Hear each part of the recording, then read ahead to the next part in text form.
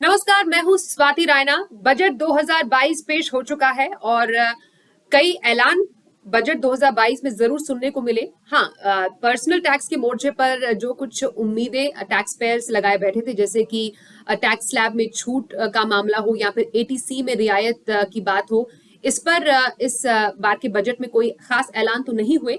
लेकिन टैक्स के मोर्चे पर 5 बड़े ऐलान हैं, जिस पर मैं आपको एक क्विक अपडेट देने वाली हूं।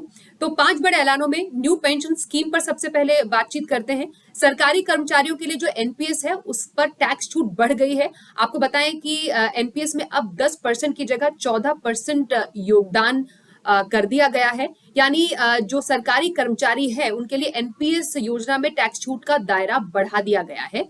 अब कर्मचारियों को पेंशन पर भी टैक्स छूट मिलेगी और एनपीएस में केंद्र और राज्य का जो योगदान है अब 14% होगा। ये तो रही टैक्स के मोर्चे पर पहले बदलाव की बात। दूसरे बदलाव में जो इस बार टैक्स के मोर्चे पर सामने आया है वो है दिव्यांग लोगों को लेकर।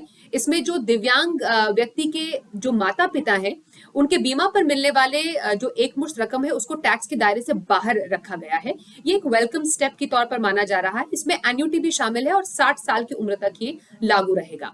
तीसरे बड़े टैक्स के मोर्चे पर जो ऐलान की हम बात कर रहे हैं वो है टैक्स रिफॉर्म की योजना से जुड़ी हुई बात। वो ये है कि जो टैक्स पेयर्स है वो अपना जो सालाना रिटर्न है वो 2 साल बाद तक अपडेट कर सकेंगे। मतलब कोई गलती आपसे हो जाती है आईटीआर फाइल करने में तो आप उसमें बदलाव कर सकेंगे और अपना बकाया रिटर्न भी आप भर सकते हैं।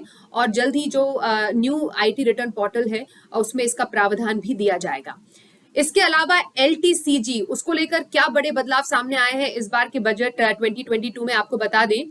एलटीसीजी पर जो अब अधिकतम सरचार्ज है वो 15% पर सीमित कर दिया गया है।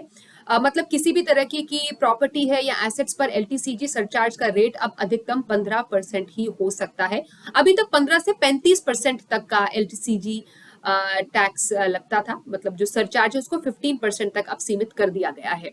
उसके अलावा कॉर्पोरेट टैक्स को 18% से घटाकर 15% कर दिया गया है।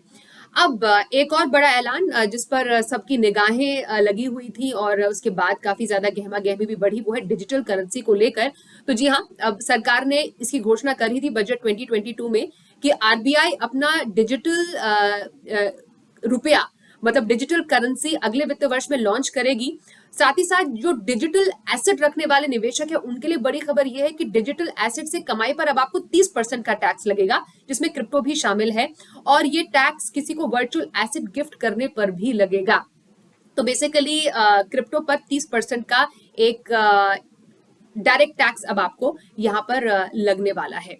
तो ये 5 बड़े ऐलान है टैक्स के मोर्चे पर जो इस बार बजट 2022 में हमें देखने को मिले हैं।